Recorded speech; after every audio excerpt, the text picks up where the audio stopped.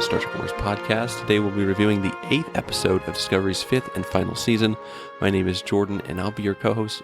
Joining me today, get those staffs ready, and let's give a loud on-beat welcome to my co-host, the Scion of Star Trek Wars. It's Jeremy.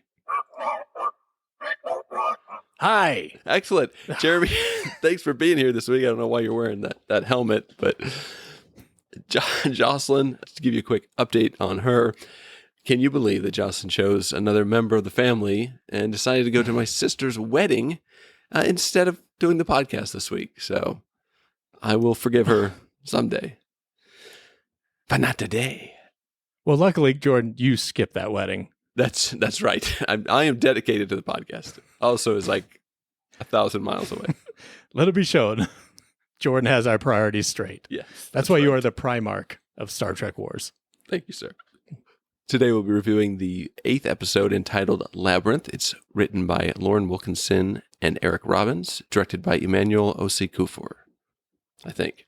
Summary: when Burnham is trapped with a mindscape designed to test her worthiness to retrieve the progenitor's powerful technology, Book, Rayner, and the crew of the USS Discovery must hold off the Breen long enough for her to escape.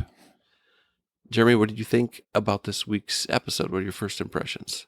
You know, Jordan, this is more of a tricky one for me. I gotta tell you, out of all the episodes we've done this season so far, this one I had to sleep on for a little bit because I gotta be honest, when I initially watched it that first night, I was a little lukewarm on the episode, but it stuck with me when I went to bed. I thought about it. The next day, I started thinking of my notes, my pros and cons, and the more I thought about it, the more it grew on me. I actually ended up, I like this episode. It's a little quieter. It's a bit more reflective. Not enough Avery Brooks for my tastes. But I think that's to be expected. I think that's common for all the Discovery episodes so far. Right. There's 2 left. It's really not fair. I should stop doing that. But yeah, I thought this was a real solid episode, especially when you start looking at all the episodes in previous seasons that lead up to the 2-part finale. A lot of times kind of a letdown, and this was kind of going along with the rest of the season. Not a letdown, a little quieter, but I enjoyed it. What about you? Yeah, I mean, I think you should keep talking because I think we're making some progress here. I think we're getting to the root of why you didn't enjoy Voyager as much on your first watch through. You're just expecting Avery Brooks, and there just wasn't any. It's not fair. This could be a real problem for you going forward. Next gen too. Like that really wasn't fair. I know. Oh, that's pretty awful. No, I thought it was a solid episode. Again, like you said, a little slower pace. Definitely reflective of especially the Burnham character, and setting up the last 2 episodes. I kind of feel this episode might be hurt a little bit by the fact that if they did not know it was the final season, instead kind of setting up the final 2 episodes of the show rather versus the season. But no, overall, I enjoyed it for what it was. I thought a lot of the sets and the library and stuff looked really cool. But yeah, very Star Trek concept, and I did enjoy it as well. Why don't you let us know what your pros are for this week's episode? I do love that it is like a homage to 3 of my favorite episodes of Star Trek of all time: The Inner Light, Distant Voices, and Extreme Measures. Okay. The only thing missing was Michael Burnham growing old in the library so we could hear her old Michael Burnham voice and get a few. But yeah, I love that Inner Light. And like, I don't know if you caught this, but they even, like, she was shot with a nucleonic beam that put her into that stasis, which is exactly what happened in the Inner Light. So I kind of dig that they're using that same technology to do exactly what happened to Picard in Inner Light, and Culber even. Like, it's the same thing. It's like, I can't do anything. Like, I could kill her if you want. But, and you think, like, they could use this technology. This is during the Dominion War. So we're looking at 5 or 6 years after the events of the Inner Light, and that probe was discovered. So you could see this team maybe utilizing that technology for the final puzzle. Yeah, for sure. And on the library itself, I really enjoyed Hyrel. the librarian representative. I liked her. She was fun. She was sweet. So much, in fact, I half expected her to turn evil by episode's end. And when she never did, it just made me love her even more. I thought she was great. I just kind of like a corny, safe representative you would want for your library in dealing with the Breen and the Federation. Just, I like that. I liked her. And I really enjoyed the archive itself. From the outside, just visually gorgeous. And the fact that it's just, you got to get there through the Badlands. I loved the Badlands. I thought they did that perfectly. That's exactly how I would imagine them looking today if DS9 was done today. I thought that was really well done. Maybe not enough tornadoes, but yeah, it's calm season. It's winter. It's a calm season. Yeah, it's just not that season for sure. Yeah, so I liked most everything. I thought the interior too. I didn't realize that they actually filmed on location at the Toronto Library. So I think that helped because I didn't really notice a lot of the volume going on in any shots. I think it helps too because it's all just like books and columns of books. But I loved how that looked too. I thought that was a really like homely, nice, just a comfy library location. I didn't realize the Toronto Library was that big. Yeah, I gotta go check this out. I won't be disappointed. I'm gonna check out that bridge from Strange New Worlds while I'm there too, before it explodes. I won't be disappointed with either one. I have some pros. I got some pros and cons for the Breen this week. My pros, I love that not only do they have blood bounties that they hold sacred, but they also equally hold Brinky swears as important too. I love the shield tunneling concept. I thought that was a fun new idea that seems perfectly suited for the Breen. They love their state-of-the-art Breen patented war tech, so that seemed like right in line for them, and I thought that was really cool. We got some more Jet Reno, so I'm excited. We got Jet Reno. Didn't have a lot to do, but she got to be funny, and she referenced having experience on Hyperia, which is great, being the Ren Fair planet from Lower Decks the chief engineer is from. That's right. Yeah, God. So we get an animated Lower Decks reference on Discovery, which is great. I'd love to be a bartender on Hyperia. They got dragons. And Book, of course. I thought Book was great this week. He's right at home. Right at home. Like, couldn't have been better.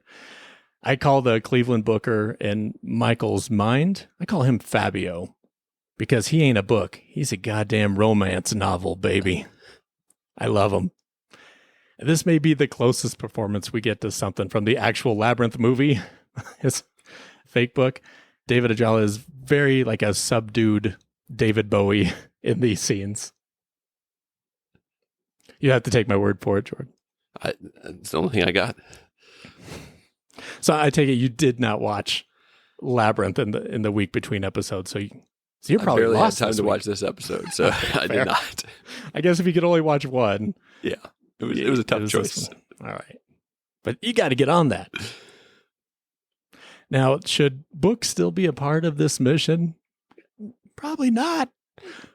But damn, he was good enough this week that I'll allow it.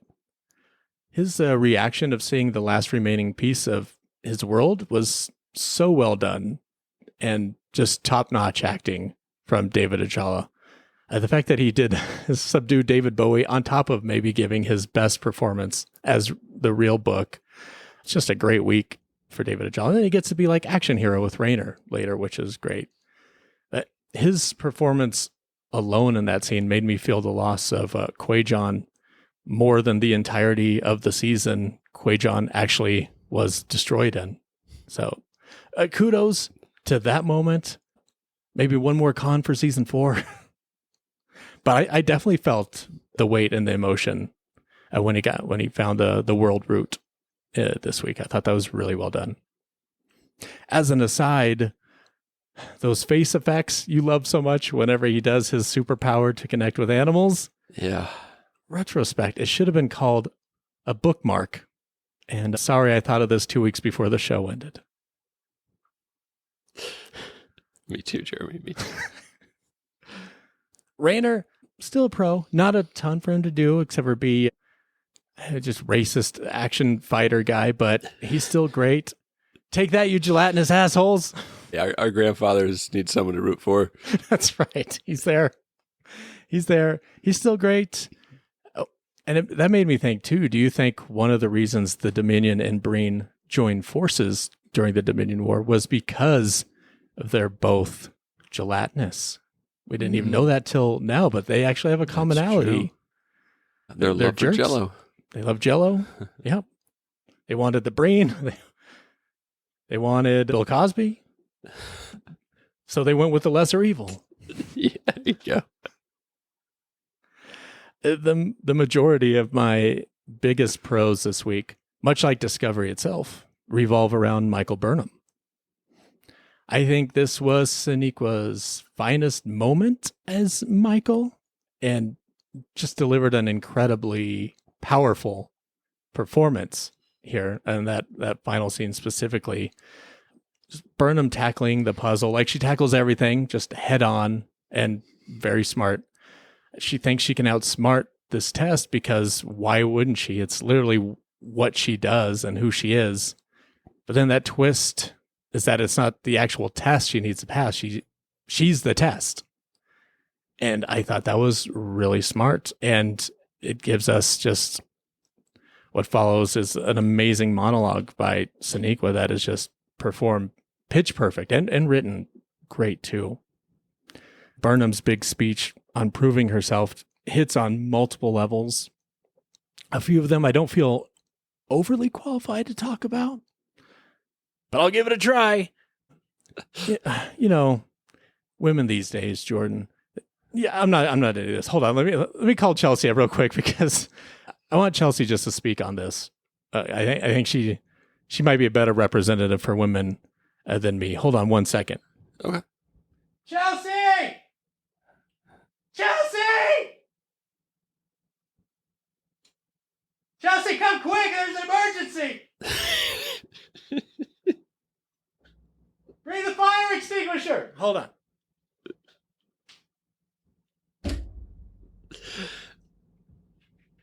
Chelsea! Chelsea! Just want to be clear, there's no fire. You were looking at your fountain? Yes. Well, this is even more important. Sorry. I'd just like you to speak on that Michael Burnham scene real quick.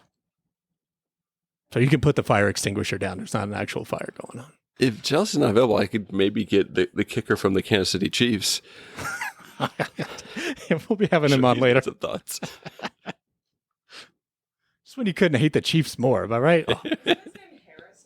Yeah, of course. Oh, what do you expect from a Harrison Butker? Okay. And then after this, can you just speak on Harrison Butker for a while? Sorry, I just ran through the house up the stairs. I know, I'm sorry. Didn't mean to frighten you. Okay.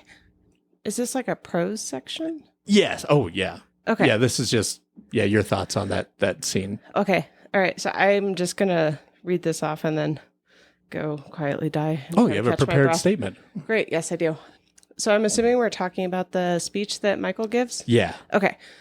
So this was huge, right? For me, she just kind of calls out all of the challenges and fears that I think that most women face daily, but she does it multiple times in the episode, which is pretty cool. She specifically mentions being more afraid of failure and feeling small and weak than like actually dying. And that paired with her initially trying to be like, quote unquote, honest and stating that like not only is her identity tied to her success, but stating that, you know, you don't have to go out every day and prove yourself or why you matter or prove that you deserve the uniform and the rank. Like that's huge. Like that is freaking huge. And like Trek has always been progressive. I get that. It was always kind of like weirdly like misogynistic, but feministic. I don't know. Mm-hmm. Gene Roddenberry's he's a weird man. He loves women. He maybe not the right ways, but yep, he does. Anyway, so she also calls out like the challenges and fears as far as like failing as a friend, a leader, a partner. I kind of felt like she was also implying, like a mother, like how do you be a homemaker, a mother, a friend, a partner, like a career woman? Like the fact that like we're trying to step out is probably super scary, right? But we've all been like conditioned to actively kind of be aware of our social standings and kind of know our place, for lack of better words. And like that only intensifies that like fear of failure. So I don't know. It was huge because like that's all real. And like I don't think that maybe Michael Burnham in retrospect would be the best like woman character in Star Trek to give that. Like she literally mutinied and got her captain killed, and she's still like a captain. But it's not lost on me, right? But that's what Star Trek is too. It's like the metaphors and stuff. You could find stuff on different people or different races and cultures that you can look at and see it in yourself. Yeah, and like that fear of like, it feels like we have been conditioned to like kind of know our place. And so every time we do try to go above or beyond, like, that there's going to be people actively rooting against you and waiting for that, like, I told you so moment. Mm-hmm. And then their jersey will be the #1 seller over the weekend. Yeah. That was a bold stance for somebody with the last name of Butker, but okay. Anyway, that was why this episode was like huge for me. I don't know that I actually remember most of what else happened. Everything just kind of like melted and fell to the wayside because this entire episode was based around her being a normal human woman and like facing these like everyday like fears and insecurities. And it sucks that like quote unquote in the future she's still dealing with that, but like it's really huge to be like recognized like that and like have that called out. So that's what I got. Awesome. Thank you, Chelsea, for expressing that. That would have sounded weird coming from me. I would have loved to see Mr. Butker tell Michael Burnham that her career is really important and great and good for her for being kind of smart and stuff, but maybe you should make me pancakes and raise my babies. Also, what are you doing with shoes on? Anyway. All right. Thanks, babe. Bye. Bye. Thanks, babe. Love you. Thank you. Yep. Love you. Ooh. Okay. Yeah. So yeah, that definitely sounded better coming from her. But it's not just all that, because that's awesome too. All this stuff on like the metaphor levels and stuff that speak to everybody. But then you also look at just what this means on top of all that to the actual character of Michael Burnham. This is a huge moment for Michael Burnham and us hearing that. I mean, she lost her parents. She's been raised among a society of perfectionists with a rather xenophobic leaning towards outsiders. And her adoptive father is maybe the most hard to please father in Star Trek. And that's a really long list to be a top of. So she's had to prove herself every moment that she can remember. And that fear of being unloved because she failed is a gigantic revelation for the character. And I love that. Jordan, I don't want to spoil anything. There's a similar moment in the 4th season of Lower Decks from a character that kind of explains some things, and it's super powerful and great also. And I love that moment for the character of Michael Burnham, because this makes me look at her differently, like retrospectively. And I don't know if this was the plan all along or just a brilliant Hail Mary retcon from Michelle Paradise in the writer's room to explain Michael's reluctance to allow others to help throughout the series. But I think it was a genius move, and it helps cement the character of Michael Burnham. She is the star of her own show because she has to be. She has to be. And that explains a lot. So I'll keep that in mind whenever we do a rewatch once the show concludes, because I am interested in watching from the beginning again. And then final pro, but it's still more Michael, the freaking Burnham maneuver. That was badass. It was brilliant. And I'm so glad they did this because Pike didn't like that maneuver. no, he did not. Burn him. Ah! We smells burn ham. Captain, we will probably never get another Star Trek series featuring a spore drive, I think it's safe to say. So this was the opportunity to do it, and I didn't think it disappointed. I'm surprised they didn't think of doing this sooner, and I'm surprised no one's brought it up because that's great. The effects of the plasma exploding as Discovery jumped and then compile that with when Discovery lands at its target, just tattered up and destroyed. That was a really, really well done piece of action. Just that looked great. It was a great idea. Really well thought out. So I love that. Just beautiful special effects. And now that they're there without the spore drive and without a warp drive, they're 6 hours away from the target with the Breen on their way. Also, that's a pretty great cliffhanger for the final 2 episodes of Star Trek Discovery. I got a couple neutral zones. Actually, I got 1 neutral zone. I mean, good for Reese and all, but and Reese, I'll let you finish. But this chair should have went to Detmer or Owo. They finally got us caring enough about the bridge crew right as they got rid of the 2 best ones. And she's probably not the next in line, but Owo in command seems pretty great to me, and I would have liked to have seen that. And Tilly has some command training. Does Reese outrank her here, or maybe it's just because she's technically not assigned to Discovery, maybe? It must be. Yeah. So I guess that's it. Oh, and I'll say this as neutral zone. The final clue answer, it was knowing your weaknesses or having the capability of self-doubt. I'm not entirely sure, and that's what makes it neutral for me, because it's not a con. In one hand, I love the fact that it takes more than good puzzle-solving capabilities to unlock the great mystery of life, because up to this point, any lucky genius, good or evil, could have gotten here with some luck. Not many, obviously, because the tests were created to weed out the bad. But, I mean, look, you got to factor in that weird, unforeseen shit. Like, it can just go sideways sometimes, no matter how well thought out you had it planned. You could have the best basketball player in the world and think you're on your way to a second straight championship, and then your second best player just starts playing awful, and in 2 games the refs turn off penalties for the other team for some reason, and that's why Jordan, they make it a best of 7 to counter the irregularities. To make more money. I didn't think about that, Jordan. You're so pessimistic, man. Part of it.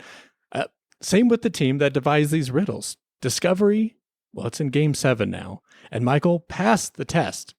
So I love this final test being more than solve a problem, but I wish it were more clear on what the answer really was. And maybe we'll learn more about that, because Michael was given one more secret that only she is aware of at this point. That's definitely going to be important going forward. But overall, yeah, I really enjoyed this. What about you? Yeah, I'm going to just stick with the basketball analogy real quick and say, Michael passed the test, but will she pass the ball? She's like that player who's better than everybody else. It's like, you're on the team. It's like, yay, we won. Like, I had 2 points and 1 rebound in 48 minutes. Like, yes. No, I mean, I totally get Discovery's frustration with the archives voice menu going off while they're trying to navigate the Badlands. It's like me trying to drive down the highway and call any customer service department ever. It's just like, oh my God, it's just me screaming in the car, smashing buttons to get to a human being.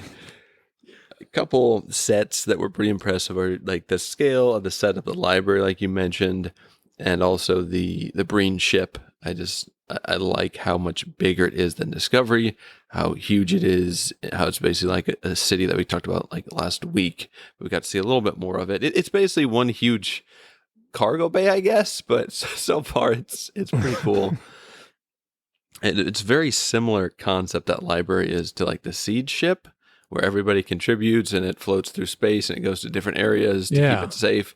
So I feel a little bit reuse, but kind of a cool idea to have different artifacts from worlds that have been destroyed and books and a few nutrisones and cons about it. But overall, I like the idea. Love the look of it, especially if you're going to have like a labyrinth, like something that looks almost identical, just bookshelves for days. That would be pretty intimidating to try to get out of. I like the saying of "May you gain knowledge elsewhere" is like such a nice way of sliding someone. Like, Yes. We just got another burn. yeah, exactly. I like that Burnham has a test that she doesn't instantly pass, right? And that's exactly what she tries to do, is solve the puzzle. So that was kind of cool. It seemed like the writers almost were self-aware in this episode, of which I like, but at the same time, it doesn't make up for me like the previous 4+ seasons of the Michael Burnham show. I think they could have done this sooner for sure. And I think they've tried at times, but there's a little better example of it for sure. The one remaining secondary bridge crew member, Reese, gets a moment. I mean, it's in prose because it's good for Reese, and there's no one else that could go take command that would make sense at that point. So, Yeah. Glad he got his piece. absolutely. Reese got his pieces. Burnham shows, actually, sponsor the show this week. Reese's pieces. I had no idea. Burnham shows some vulnerability and her fear of failing, which Chelsea kind of talked about. But I did like, it did feel like they've done this before in previous episodes, where like she is aware of her issue of not letting other people help, and that she's afraid to fail. And I feel like they're just coming back to that again. So I don't know. I feel like they've addressed this before, and it's like she's relearning the same lesson, kind of getting like those Raynor vibes of Raynor learning the same lesson, except this is much more spread out. The spore jump effect that you mentioned, I love that. After being damaged by the Breen, it looked really cool where they come through and just, I don't know if that's how gravity works, but it looked really awesome. And that's all I care about. Nutrozone wise, I just mentioned that spore jump effect, but Burnham letting Rune think that they destroyed Discovery, it's a good idea, but might it not have been smarter to simply jump to the coordinates without taking massive damage? You have a spore drive, and you can get there probably days before the Breen, at least hours of a head start. So she gave up a lot to make the jump and fool them, but they're going to figure it out very quickly. So I guess they somewhat have the element of surprise. That's Nutrozone because it depends on what they do with that storytelling. It's like First Contact, where Beverly Crusher takes 4 minutes explaining to the emergency medical hologram that he needs to buy her time. And then literally they just kind of walk by him, but she spent 3 times minutes, longer yeah. explaining to him than he spent stopping them. Yeah, she had to get some screen time. It's the most screen time Crusher got in the movies. It seems Raynor was added to the show just to allow Michael to go on away missions. And this was a con until he went down to the library to help and actually got in the phaser fight. So that was one of my first cons. Like, man, Raynor's just going to sit in the chair and do nothing again this week. And they actually sent him down to help out. And then Reese got his moment. So that kind of elevated that moment for me. Finally, a building that makes sense to use the personal transporter in. Like a 47-story library of just walking, yet they don't use it almost the entire day. They just walk everywhere. So I thought that was kind of funny. But I liked Burnham realizing she needs to let other people help and that she's afraid of failing. But yeah, I guess I already kind of talked about this. It's not exactly a revelation, I guess, would be my thoughts on that. Yet another book Burnham episode. The character in the Mindscape could have been literally anyone. And I know, Doug Jones isn't available, but her father, Sarek, Spock. Yeah, if they could have somehow gotten the star of Hocus Pocus 2 back, really anyone. I liked Book and it made sense, but I feel like they could have changed characters from scene to scene and given us, different aspects of her mind and kind of different voices. Like talking to the prophets. Like they'll switch up characters in your head. Yeah. Yeah.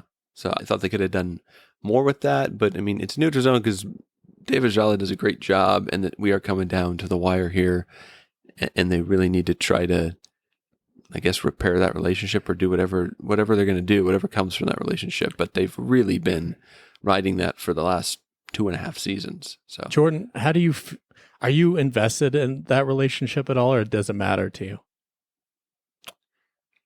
I am. I don't think as much as I was before, just because they've really stretched it out, and they've both been through like so much trauma and like his entire planet being destroyed, and I mean they've been through some stuff. Yeah. So I just want them both to be happy for sure. And I mean I'm a little fatigued by just seeing Book and Burnham all the time, but they are so good together. I would like to just see them together if that's what they're going to do. So, yeah. What about you? Yeah, definitely. I really enjoyed their chemistry. I think the season 3 premiere where they meet is one of the strongest episodes of the entire series run. And it's what had me so pumped for the majority of that front half of season 3. Like, For sure. I love that. I love their chemistry. Season 4, just kind of most of my love for everything I loved in Discovery was kind of taken down a few pegs during season 4, unfortunately. But a lot of that has risen back up with season 5. So I'm fully on board. Like I love the two characters. I love the two actors. I think they have great chemistry. I think season 4 was a letdown, but I do love them. And I love season 5, and I do want to see them end up happily together in the end. Yeah, one last neutral zone for me, and kind of a question. Do you think that bucket of sand was a shot at another franchise? Using Anakin's biggest fear as a tool for Burnham to track her steps in the labyrinth? I mean, that just felt like a cheap shot. Right. First they rip off Princess Leia's costumes, and now they're taking a pot shot at the sand. It's too much. Yeah. You know, in the new episode Doctor Who this week, he mentioned, or last week they mentioned, we should go visit the Star Trek universe. So keep an eye out for that. Yeah. And not like as it's fake, oh yeah, we should go visit them sometime. Yeah, it just depends on if someone buys Paramount Plus that has the rights to Doctor Who, which is Disney at this point, correct? Oh, come on. Who has $5,000 these days? Oh, man. Any cons this week, Jeremy? I got a few. This one's a quick con. It's just, I forgot Discovery could cloak. That's fine. Anyway. Yeah, same. Yeah. All right. In the Breen corner, this is the Lieutenant Erisar that came out of nowhere. Immediately, I thought, okay, is this the Princess Leia in disguise character? Did this guy that's all super weird for a Breen throw any flags at you immediately like it did me, Jordan? Like, who is this guy? Or no? Kinda. I mean, my big thing, what's his name? Erisar. Yeah, it's like he came out of a big Eris hole. But he kind of gave me this feeling of either he is not a Breen or Maul is just really, really good at turning Breen guys like really quickly. All she has to do is look at them and like, well, you know, I've been following this guy my whole life, but she's kind of cute. I don't know. What's going on there. Yeah. Yeah. I thought immediately, he spoke. The first thing he said, I was like, that sounds like Book. And I thought, well, Book was the one that was upset about them getting rid of her last week. Did he somehow sneak aboard in a Breen costume? And they're going to find out that, oh, Book's no longer on Discovery. But then, of course, he is. So it's like, oh, that's not it. And then... Oh, it could be his cat. It's a grudge? Grudge. We're going to get a grudge match next week? Oh, I can't wait. But then after seeing him back on Discovery, then in the library, my mind immediately went to another character. Spoilers. Oh, whoa. Big if true. Oh, man. Oh, how cool would that be? Where's she been? I don't think this is going to happen, but this is where my mind went. And I don't think it makes sense. But is that Locke? Could be. I don't know. Prove me wrong. Yeah. We'll wait till the opening minute of next For the week next where I'm proving. episode of The Masked Singer. But at the end, though, I mean, it wouldn't have made sense because you see how it ends, and once Maul becomes Grand Maul Tarkin and is taken over the Breen, like I don't think there's any reason for him to remain Just stay hidden. So that doesn't make sense. But then it's like, does he just have a way with young Breen guys? Because that's weird. And yeah, Maul. I like that the story ends with Maul in charge. That actually doesn't bother me. I think it's interesting and probably quite necessary in order to wrap things up with 2 more episodes. We gotta start taking care of that Breen city that's chasing them. I'm just not in love so much with how they got there. And they got there because of my larger con in this story, and that's the Primarch. Yeah. What a cliched douchebag. Just a mustache twirling baddie that makes Osira look like Gul Dukat in comparison. Just like, I'm evil. I punch bad guys that look at me funny. I blow up libraries. Yep, I blow up libraries. I had my fingers crossed. Starting with the children's section. Oh my god. This guy's, he is just too mean. But yeah, he's losing voters left and right from the beginning. He makes his Brinky swear, and then he goes back on that. And to give the Breen soldiers credit, they were totally for his impeachment, quote unquote, at the end, because his Breen supporters aren't in a cult. When their leader shows signs that he's a terrible monster that spits in the face of their ideas and beliefs, they give that hot bag of gas the boot. So props to the Breen, but Primarch, yikes. Bad character. And then finally in my MIA section, we got Asha. Asha ain't no Oho. You feel me? Mm-hmm. Still no Detmer to Discovery's detriment. And no Saru, no thank you. Jordan, you got any cons? Yeah, man, the Primarch rune is a little one note in the scene where he decides to destroy the library and leave only the second book in the Twilight Saga so that no one has any context and can't even finish the series. Like, gosh, jerk. Monster. Just the extent that it's hard to believe that this guy got as far as he did, which is like completely breaking his word left and right. Who is going to actually follow this guy? Which we kind of see the fractures here towards the end that, you know, they're just looking for anyone else to follow, apparently. And they jump right on board with Maul. But I feel like we needed more backstory to, like, Locke being the Scion and what all that meant and what the Breen hierarchy is. Because, man, Locke seemed like he was a janitor in a cargo bay. Like, I don't understand, like, everyone on the ship and the planet chanting his name. It's kind of crazy. I mean, they kind of talked about it, but they didn't give us a whole lot. I really dislike that they just replaced Detmer and Owo, especially since they replaced Detmer with just Brunetmer. Like, she's Detmer with darker hair, and she's just sitting in Owo's seat. Like, they look like the same person almost. They have a book at the archive on Talaxian hairstyles. Like, I'm not usually pro book burning, but I'll make one exception. Some of the stuff they have in this archive, I understand it. It's like eclectic taste, right? But is it really that important?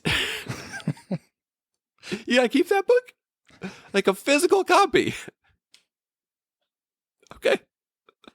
That's most of the cons for this week. A lot of this is kind of setting up the last 2 episodes. So overall, I didn't have any huge problems with it. Any problems that I did have by the end of the episode were mostly addressed.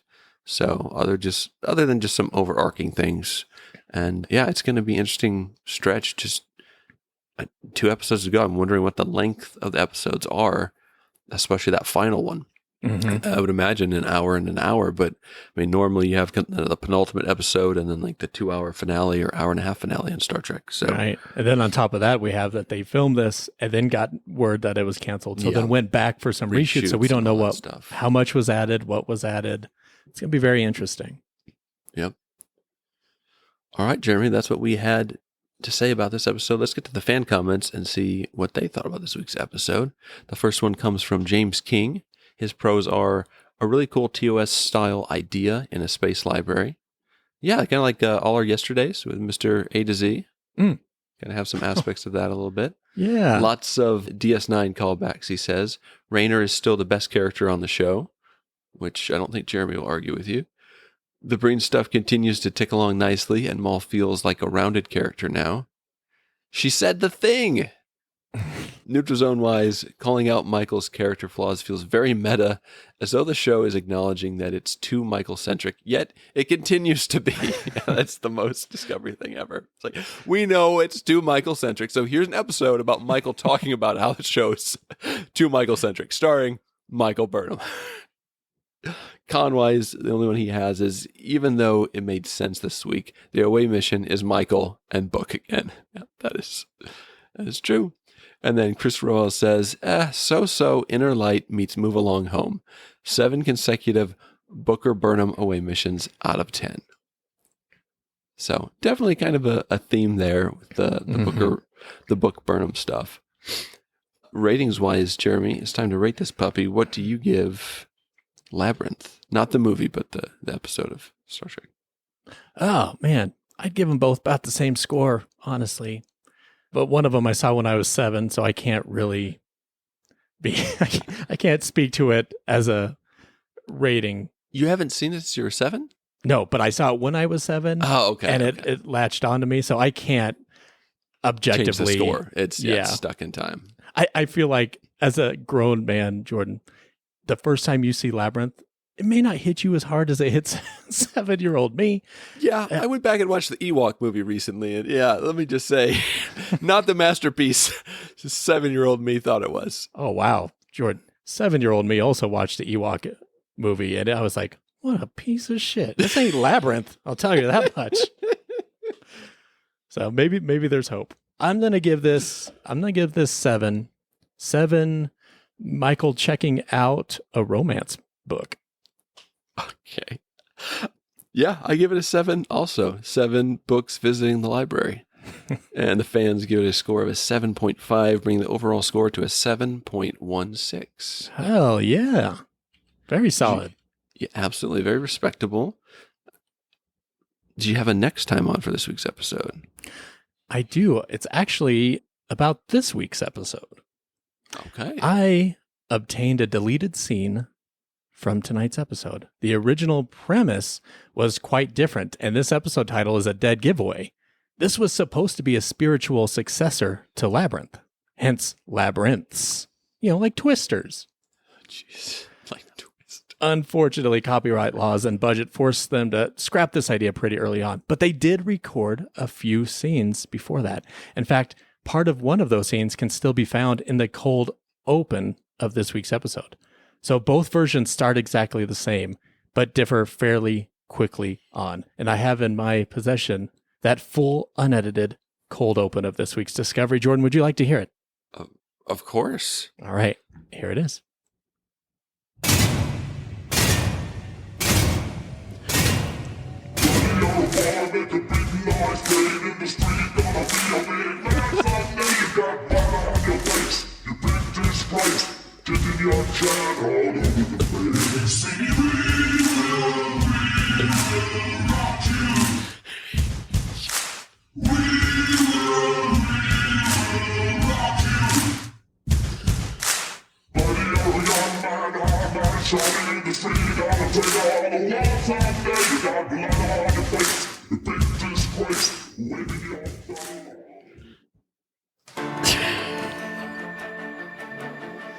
Oh, what could have been?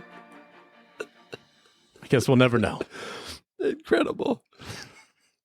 Man, I was just going to say, my son's favorite 2 songs right now is that song and We Are the Champions. So big Queen fan.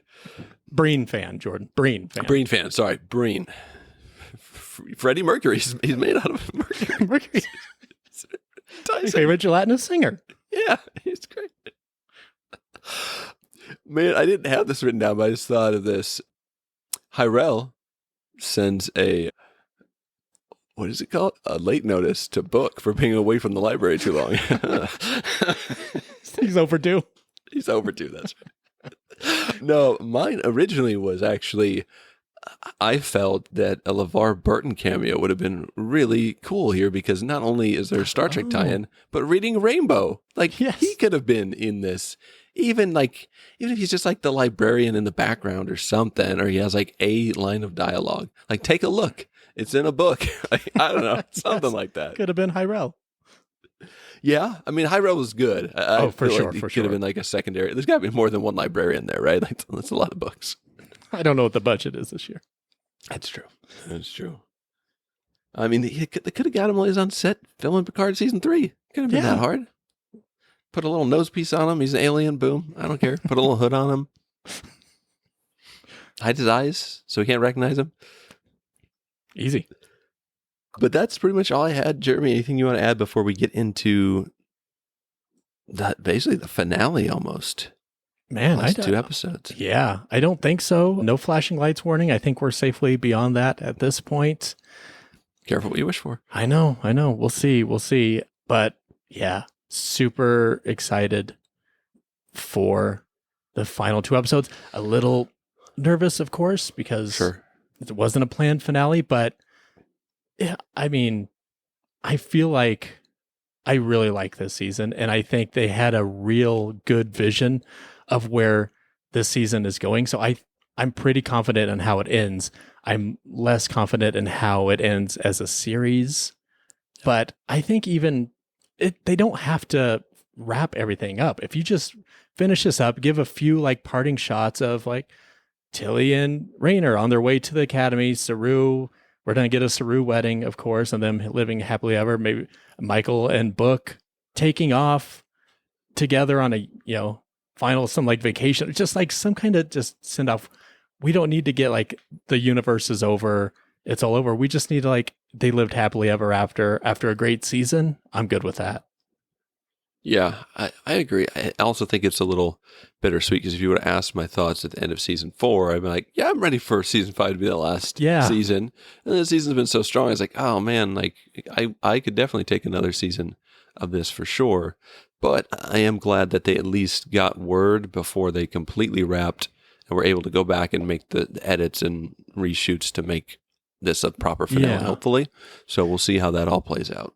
I would have loved to see one last 10 episode season with this crew, this writing style, going into a season knowing this is the it, final one, and then let them finish. And then we know, hey, Doug Jones, we're actually going to need you for at least 8 episodes. Hey, and Detmer, this is it. So we Screen like, time. yeah, they probably got rid of all this year because it's like, we'll be fine. It's one season. We got a great storyline. They won't be missed until it's over. So yeah, but what can you do?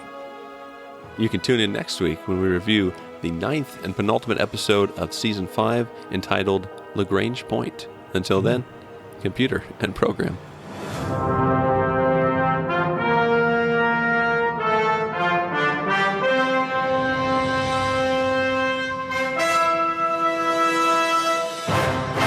Okay, I got like a new memory card. I got a few different things, and like I got like the best, like fastest loading memory card and everything like that. Oh, well. It actually matters on this Zoom because Nothing could go wrong. yeah, but like No, I'm sure it does. but this is like and it's not just like the memory capacity. It's like that other like the megabyte speed like per second. No, the right speed. And Yeah, everything. the right speed, which I didn't realize. You got to get the right speed. You got to get the right when you're speed. looking at right speed. And I had the wrong speed, I think, especially because this is recording 4 separate tracks at the same time onto a memory card. So I think if you don't have the right speed, then it can start hiccuping and writing errors. So far so good. Writing errors. Are we still talking about Discovery? Oh boy. Thanks for listening to Star Wars.